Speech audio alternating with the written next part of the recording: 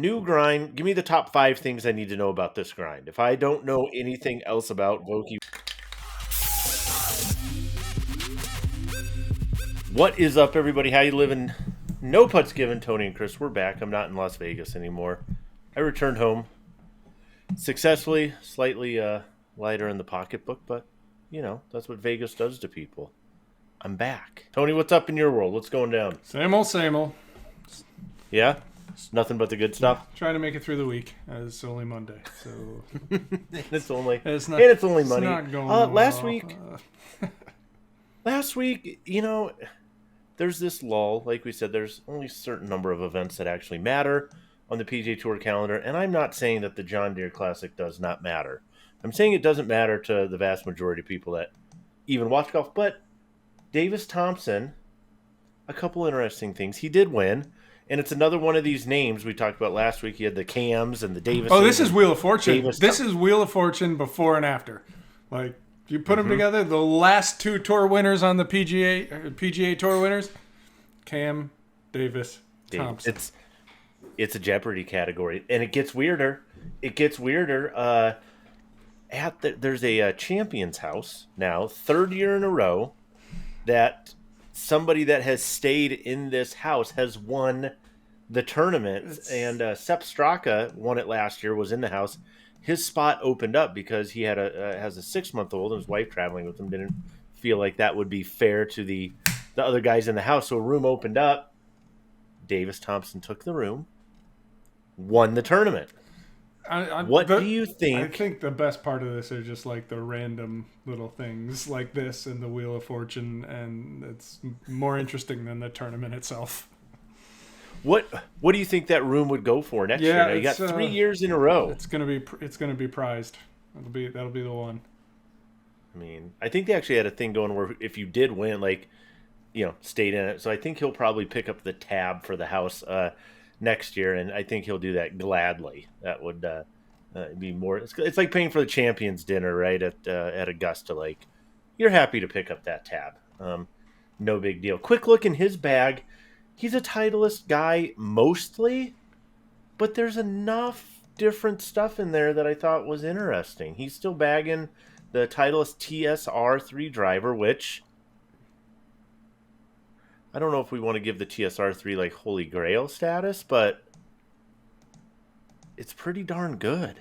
I mean, it's been replaced. We know that GT is out there. It's out on tour. A lot of guys have switched. Those numbers eclipsed what they thought they would do, at least initially, from guys switching over to it. But yet people are still winning and obviously playing really, really well with what's now, I guess, prior generation technology. Well, he's non-contract too, so that's kind of interesting. Right. So he has, you know, Titleist driver, Titleist irons, Vokey wedges, Titleist golf ball, under contract with the ball, not the other stuff. Gotcha. If I'm so you see a little ping. This report correctly. So you see a little ping sprinkled in there. He's a G430 guy, max fairway woods, and I believe he had a ping I-210 4-iron in there to go alongside his. Why not? So, interesting for that. The other interesting tidbit, I thought Luke Clanton, senior to be at Florida State.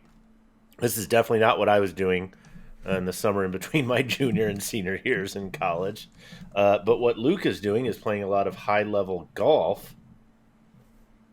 Back-to-back weeks as an amateur with a top 10 on a PGA Tour event. That has not happened since 1957. So if you're him, Tony, if you're this kid getting ready for your senior year in college, are you looking at the last 2 weeks going, oh, I could have made like $800,000? Yeah, I'm rethinking some things. I'm really excited for like rethinking some things. My 10:45 a.m. chem class on Monday, Wednesday, Friday. It's almost tragic because there's like, you know, seems like a talented kid who's going to stick around, but you don't know for sure.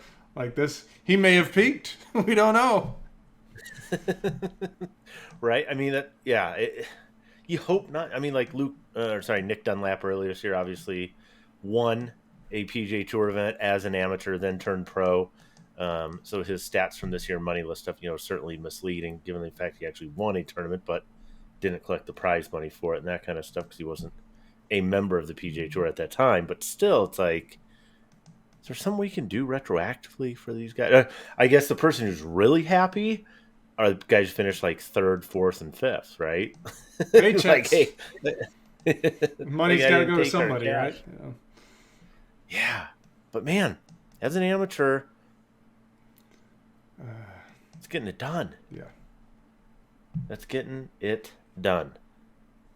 In other PGA Tour news, PGA Tour kind of, Ryder Cup. Apparently yesterday, it's tomorrow for us today, but it'll be yesterday when this airs, they should be announcing the next Ryder Cup captain. Who do you got, Tony? Who should be the next Ryder Cup captain? Everybody said it was going to be Tiger, but if the Twitter /X/shitter info is correct, it's going to be Keegan Bradley. What? No. That's what the interweb says. Who knows? I mean, it's okay, rare that they're... I'll go back to my question. Who should be the captain? I mean, if you got to pick, if you're king for a day... I don't think it matters. I really don't. Other than for the captain's picks, I think the whole strategy thing gets way overblown. So, yeah, play better is a great strategy. Tiger's the good story, but yeah. But I think, and when it comes to the captain's picks, right, it's always like the smartest guy in the room, sees some angle, team chemistry, whatever. So even that, how'd that work out last time? It's either, you can maybe blow it up with some bad choices by overthinking it because, you think you're the smartest guy in the world and the ultimate team golf strategist or whatever it happens to be. But, yeah, right. Whatever.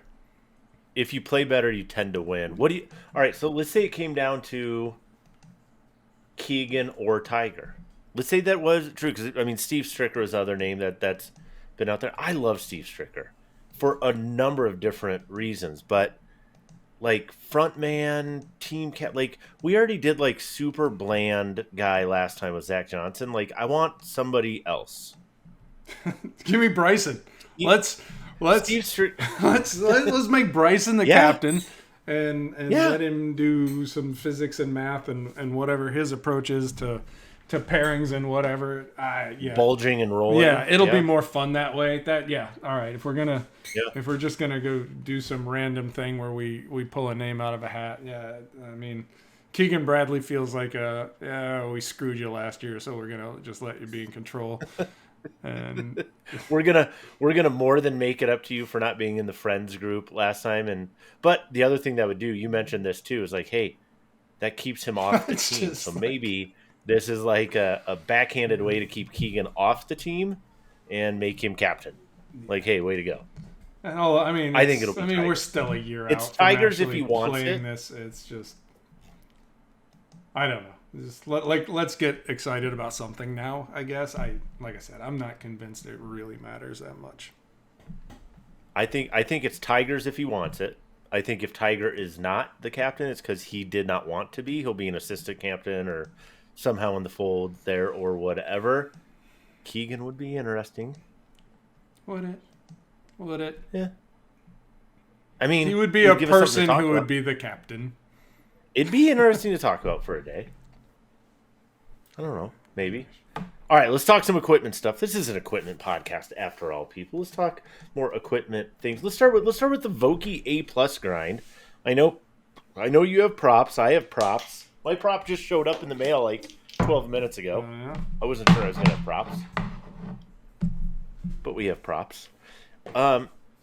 So let's start with this. So new grind. Give me the top 5 things I need to know about this grind. If I don't know anything else about it, I don't think there are Vokey. 5 things about it. So it starts with an A grind, and then there's a plus there, which suggests we've added more of something.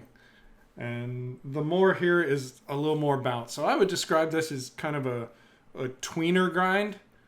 So the A grind that this is based off of starts with an L grind. Mm-hmm. Grind away the ribbon, and that gets you an A grind, right? Just kind of smooth out that sole a little bit, moves it faster through the turf, takes away a little bit of bounce. So here, you've taken the A+ does effectively the same thing, But instead of starting with the L grind, you start with the M grind, and so that's basically how you get from grind.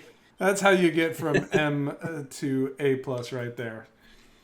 Just kind of weird because it's an A grind plus some bounce, or an M grind minus some bounce, but then that could make it an M right, M minus, M right dash. And then, so and whatever. Now it's not slate blue, so I'm mad.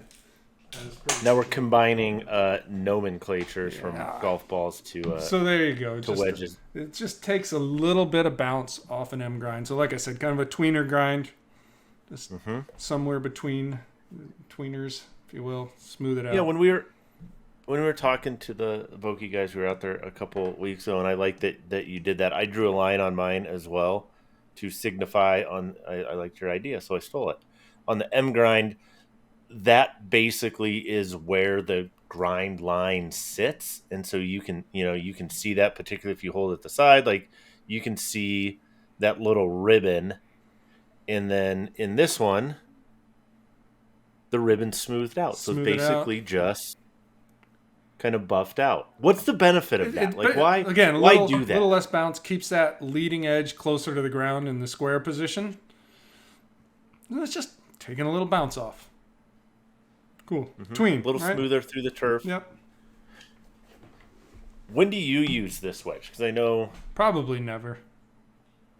Okay. Honestly, it's for me, right? It's... Yeah. I'm not... So it's available in lob wedge lofts. And so I go T grind or V grind. So it could conceivably... V is your... If the SM10 Wedgeworks V grind never materializes, that gets me kind of in that. I think it's still a little lower bounce still, so it's an option, but I'm typically going to be TV in that space. Okay. But if you're not, kind of again, right? If you're somewhere in between, that's where these fit in. So yeah, and that's me. I like you. T grind is my go-to whenever possible, or when the conditions dictate it. But certainly early season, late season, depending on weather, I go M grind in my 60 as one of my three in the trunk. is the M grind, and I'll swap that out. So this A plus will likely go in there because if anything, right, if I wanted to be really, really picky, and I think this is kind of where it came out, it really comes out of the tour guys, right? Stuff that they want done over and over and over on the van until they go, hey, you know what? Maybe we just turn this into something. But if there was a complaint or a criticism of M grind as is, they say, sometimes it gets a little grabby coming through the turf in certain conditions, certain grass types. Maybe it's when you got more stuff into the grain, whatever it is. Could you just smooth that out a little for me? Just smooth it out. Okay. Well, now that became its own thing, like you said. And now it's a Wedgeworks thing. Would this ever enter into the total real, or is it too niche? No, I think when you're getting into the kind of there are in the Vokey lineup, in every wedge lineup, clearly defined grinds, right? These are the standards, right? We know F, S, M, now T, just D is the standard one now, yeah. Yeah, and all of those are very purposeful, and with things like A and A plus, you're getting into kind of grinds between grinds, literally filling in niches along the way, and so I don't think you go. I think you stick to the kind of the wheelhouse rather than going, this year we're going to get rid of, because that's always the thing, right? There are already so many. Like, I don't see a situation where we're going to go, you know what, we're going to get rid of the M grind in a lob wedge and replace it with an A plus. Yeah. So yeah. But I do think we're seeing a shifting strategy with Wedgeworks, where it used to be almost entirely limited edition, when they're gone type of things. And then you saw low bounce K, I think, if I recall, was the first, where we're gonna release this through Wedgeworks, and we're just gonna keep it there. You can always go get it if you're a low bounce K player. And the interesting thing was the first one to go in the lineup after SM10 launched. So it was like SM10 hit retail, and then low bounce K was right there. And it wasn't long after before L Grind, which came out to make room for T, available through Wedgeworks, not limited edition, going to be there for the duration. I didn't see anything about A Plus being limited edition. So that it seems like that's going to be around for a while. And I would expect, I don't know when it's coming, but if anybody at Vokey and Titleist is listening to me, V Grind will make its way in. And last time it was limited edition, sold out like that, brought it back. Mm-hmm. I think that, again, will be full-time Wedgeworks staples, if you will. And then here's hoping that they do some limited edition cool stuff. Maybe it's a finish. Maybe it's like an obscure grind that is not particularly purposeful but can be fun, like the 64-degree W grind, for example, in slate. Yeah. Something like that. In Tony Slate Blue. Yeah, exactly. Something like, you're like, I'm going to get in more trouble than do good with this, but I'm still going to buy one because I want to see what it can do. It is fun. Or maybe we'll do a 64T and just, Right? Just get wild with it. Let's just come up with some bad ideas and execute them flawlessly. That's, So, but there's a reason. There's a reason. So this is that player that's, like you said, looking at maybe you've been an M grind player before, and this is right there. Like you said, you take off just a little bit of the bounce, but the flange is still, it's still nice and wide. So you still have, a lot of surface area to play with. Again, thinking about bunker play, if you use your 58 or 60 a lot out of bunkers, there's still a lot. Yeah, there's still a lot of meat. It does effectively kind of widen the sole. Right. So. Right. So we'll see. We'll certainly give it a run. All right. Do I need bulge and roll in a set of irons, Tony? Can't imagine you do. I? I cannot imagine. Bryson has it. Yeah, well, you're not Bryson, are you? AVODA, Avoda. Do you know how we say this? We're talking about Bryson's irons. You wrote an article about these. You did some deep dive, talked to people in the industry, and I believe you called him the Christopher Columbus of golf equipment. I talked to enough people. You hear some interesting Bryson stories and just kind of how his mind works. And so get some interesting insights there. But short answer, no, you you do not need bulge as the case, or roll as the case may be, on your irons. So let's start with this. That's the primary thing that's different about this set of irons. Yes, they're 3D printed. That isn't necessarily wildly different. We've seen 3D printing in other clubs. Not the least which, Cobra's clubs, they just release in a limited fashion. But the thing is that they have bulge and roll. So first of all, start out with this. Just bulge, from what I understand. Just bulge, sorry. I hear bulge and roll, I think about me in tight clothes. So I get all over the place. But what are those, or what is bulge, what is roll, and what are we actually talking about here? It's just curvature, right? A more precise way of saying curvature. Bulge, so think of your driver, perfect example. Any metal would really, but bulge is kind of that curvature from heel to toe. Roll is the top to bottom. Different companies have different takes. We talked about Ping having its kind of an egg-shaped approach to it, although it's kind of an exaggerated description, so you can kind of picture it, but they do it that way. TaylorMade has their twist face version, which again sort of enhanced bulge and roll. With Bryson's irons, we are just talking about adding some bulge heel to toe. My buddy dropped off his clubs. I have to re-grip them for him. But okay, so what is that? For props, I know this is an old speeder. Oh, okay. I thought it was like this is an old. This is an air speeder. Okay, I thought it was like a Matrix Ozic going way back. Oh, so anyway, that would be going way back. I would love that. Only if it were lime green. Moving on. People still get that joke. All right. So when we're talking bulge and roll, like you said, you can't really see it here. I'm not going to show it great, but the face is not flat. The face is not perfectly flat, right? So roll is the curvature from top to bottom. And bulge is that curvature from heel to toe. Why isn't it? I mean, because like I said, iron faces are so flat. It's in every Why case aren't it's metal to faces? mitigate the impact of the gear effect. It's basically think of two gears. The way I describe it, right, on impact, the ball is always going to want to kind of turn in the direction of the center of gravity of the club. Okay. And so what we get in practice, right, when you hit a ball high in the face, you get a little bit of a reduction. It's not true topspin, but a reduction in backspin. Low on the face, you get more backspin. You hit it out on the toe. It wants to, for a right-handed golfer, go left. Opposite on the heel, go right. And so that's going to happen on impact. And so what bulge and roll do is kind of mitigate that a little bit, right? You mitigate by adding some curvature to the face. You mitigate the low spin condition by adding high additional launch, right? Helping to hit it higher. With bulge specifically, think of the toe shot. Bulge helps start it out more to the right, so when that draw spin, if you will, kicks in, ideally it kind of comes more back to center versus going hard left all the way across. Yeah. It's imperfect, right? Which is why we don't hit every fairway sometimes. Sometimes, despite the best intentions, it doesn't come back enough.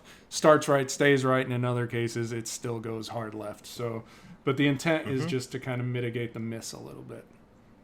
Okay. And I guess another point that's probably worth mentioning is it's not uniform. So we talked about that radii, the measurement of that curvature, right? It's not uniform, meaning it's not the same amount of curvature on every point in the face, nor is it top to bottom the same as left to right. And, I guess ping, I'm thinking about spin consistency. When they first kind of talked to us about why they did what they did and changing those radii to kind of help address that to get... Ping's a good example, right? Because the bulge is different on an LST than it is on a max, for example, right? It's trying to engineer the best result for your target player and understanding that an LST player is a different target than a max, is a different target than an SFT. So kind of do all of these things as part of the design process and hope you achieve a result that works for the majority. And there are drivers where you talk to guys and they'll tell you that looking back, we got that one wrong.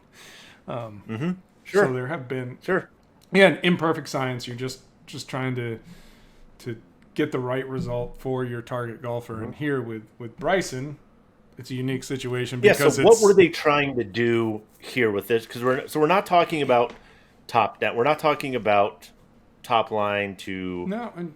Again, heel to toe, and left in Bryson's case, he specifically mentioned that right miss, right, or that toe miss, if you will, and then adding some bulge to help bring it back. What's particularly interesting is you're looking at kind of the history of bulge in general and talking to guys and looking through documentation and all this stuff. The general consensus is it doesn't work with an iron, or it doesn't do anything on an iron. It shouldn't work with an iron. And the reason for that is for bulge to be effective, it's typically documented as length, right? Like you need a longer club and you need a deep CG, meaning deep from front to back. In Bryson's case, you don't necessarily need length because his speed with these clubs, the ball speed that he generates as a result of his club head speed, what I think I mentioned in the post, his 5-iron ball speed is 5 miles an hour, 6 miles an hour below tour average with a driver. Yeah, it's like mid 160s. Yeah, and again, this is a club that I think his are built to 6-iron length, but still, right? This is not even a conventional length 5-iron. It could be a 4-iron. Yeah, it doesn't matter. So call it length, call it speed, whatever. He's got that, and so the from a R&D technology perspective, the question is this kind of a scale where if you have enough speed, you don't need as much CG depth? Because looking at his irons, right? These are not. There's no bulk to it, right? There's no real big. This isn't like a. Well, there's not like. Yeah, there's like exactly. It's not a T-rail. These are still very much. There is no depth to the iron. There's nowhere to go, and so it's kind of an interesting question of, is there enough speed so that it still applies to what has to be a shallow CG depth. And it's fascinating. And so in talking to some guys, it was brought up that you also MOI and blade length are going to be a factor here as well, and how that comes into play. Sure. All factors, but the interesting thing, like you get a lot of, we don't think it should work, but nobody has actually tested it, and certainly not at Bryson's speed. So that's kind of the missing piece, is like, hey, maybe there is enough speed for Bryson. Bryson says it works. And I'm not going to tell you Bryson is wrong about saying what works. What I was told is like, look, he's a good enough golfer where he'll do things to prove a point, like, kind of make it work to say that it works. And so whether or not this is something that sticks around in the long term, whether or not this is something that when it doesn't achieve the desired result, if it doesn't actually work, does it have any detrimental impact? These are kind of unknowns, but for now, like, hey, Bryson says it works for Bryson, and so who is anybody to say differently, especially given that this is not something that has been thoroughly tested, if at all. So it's interesting, but again, the big requirement here, the undeniable requirement in this is speed. And so, unless you are generating ball speed roughly that goes far beyond what average guys do with your driver, and you're doing that with a 5-iron, it's not going to be applicable. You're not going to benefit from it, almost certainly. So, so if you're not, a 190 probably plus ball speed guy off the driver routinely, even theoretically, it doesn't stand a chance of helping. Like you said, the interesting thing about Bryson is that so often we find ourselves in this kind of uncharted territory, right? Because can't say it doesn't work. It hasn't really been tested. We can say theoretically, I see why it could or maybe should or shouldn't work. But at the same time, okay, we do know, again, like so much of the rest of Bryson's equipment, it has zero impact on you and me. Like I said, it doesn't change at all probably what we would ever want to play or whatever. And in point of fact, this was a question I had, is if Bulge, again, if face curvature, if the fundamental premise of face curvature is to help straighten out a shot, right? If I really need to take a shot and I really need to hook it, or I really need to keep it low maybe, or I really need to hit a slice around a tree, like, Bubba's shot to win the Masters 40-yard hook with the pitching wedge. Could he have hit that shot if his iron actually was designed to go straighter? Yeah, absolutely. Does this take away from the ability because again, to... we're talking about off-center contact, and so to hook a shot, that's face to path and starting line, and ideally you're going to make center face contact, because you're not trying to hook a ball around a tree when you do it, right? You're not trying to explicitly hit it off the toe. You're not trying to miss it. You're still trying to hit it in the center of the face, and then adjust that face angle and path so that the ball actually goes where you want it to. Usually if you hit it off the toe, it does go right because you left the face open a little bit, right? Not necessarily because you have so much speed that you need your irons to be bulgy. But so I don't think it's limits his ability to hit good shots or hit creative shots or work the ball or do anything like that. But the other thing about Bryson is, I think probably as much as anybody on tour, he understands that straight is the ideal shot shape. Sure. And so that's straight is far. Yeah.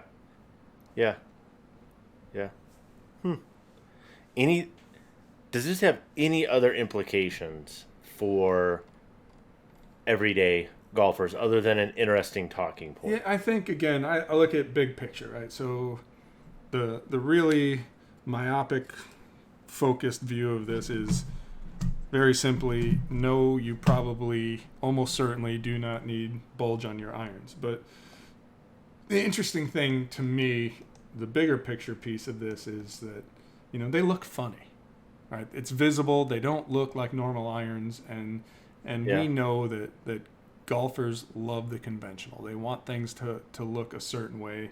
Oftentimes they want it to look better than what's right for them, which is why, you have 15 handicaps playing blades and all kinds of stories like aspirational this. Aesthetics. Right, and we know, the examples I gave, one, looking at the percentage of golfers that we know suffer from slices, right? The most common miss in golf, but there are very few offset drivers on the market. And it's not because they don't have the ability to help golfers. It's not that they don't mitigate that problem. It's that nobody wants to look at them. And so anytime you're doing, from a retail viability standpoint, anytime you're doing something that's a little bit wacky, there's a safe bet you're going to struggle to sell it because golfers are so resistant to it. Whereas the thing that I was told about Bryson, and that's clear here, is like he does not care. He is not at all concerned about what his equipment looks like. He just cares about whether or not it performs, whether or not it improves his game. And so that's, for me, like, that's the big picture lesson in this is like, does it help your game? Do you play better because of this? Then who cares? You should probably do that regardless about how you feel about the looks, which, I've kind of swallowed that. As long as it's a shaft that you like to play, then the fitting makes sense. But I mean, then it's okay. I'm still it's okay. It's, I wanted to play T150s or T200s, and I got fit into 350s, and I still look at them and go, well, you know what? Look what happens when I hit the ball with them. It just works. So, love writing down the lower number on the scorecard, right? Gotta get over yourself a little bit. Well, I mean, and again, like, we're critical of Bryson when it warrants it. Like I said, I think the other thing is that I take out of this too, like you said, is try something different. It might work for you, it might not. But this guy did he was not a great putter, certainly, and explore. He did the side saddle putting thing, right? We had Sam Snead going on out there. He's tried different things. People said, hey, his short game is basically trash because how are you supposed to hit these delicate touch shots around the green with clubs that is such a fair question. With clubs that are that long and and so to figure that out. And so, if this is better for him, then, absolutely great for him. But I agree with you. I think the message to every consumer would be don't be afraid to try things that don't necessarily look or don't say Ventus on them. or don't say Ventus on them. Be okay with with something else. Anyway, last little bit. I have a task this week, Tony. For the third or fourth year in a row, whatever it is, I'm going to caddy in the local Corn Ferry event here at my home course. I'm caddying for a guy named William Mao. He was on the Pepperdine team 2021 that won it all with Sahith Thagala was a teammate of his as well. I think this is his maybe second year pro. And most don't know. I'll find out more this week. But what do you people want to know? What do you want to know about a week of caddying for somebody that's trying to make a living doing it? And I'm going to really try not to screw that up for him. There's got to be questions. Yeah, I want to know. I'd be very curious to know how much a tour level player, Corn Ferry player, is willing to rely on the advice of a jackass he just met yesterday. Hopefully more tomorrow than yesterday. Yeah, right. That will be question number one. Is the jackasseries? Shut up and carry the bag. Keep up, shut up, and keep my clubs clean. No, we'll see. It's it's my home course. I know some things about it, but every tour player is different. In the past couple of years, I've had some guys that were resistant to. They didn't want to know anything. Just do that. I've had other guys that would ask you a lot of questions, expecting you to know answers like, hey, where can I miss? Where can I not? That kind of stuff. And we'll see. But ask your questions and I'll pick some next week and answer them.